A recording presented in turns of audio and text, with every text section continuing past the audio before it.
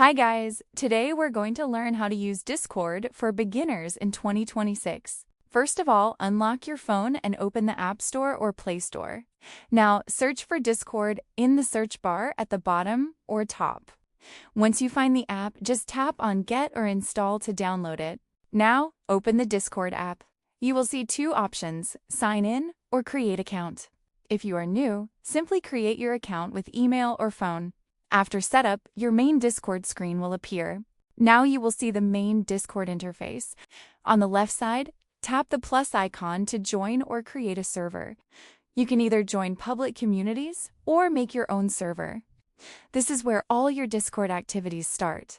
Now go to the Friends section inside Discord. Here you can search and add friends using their username.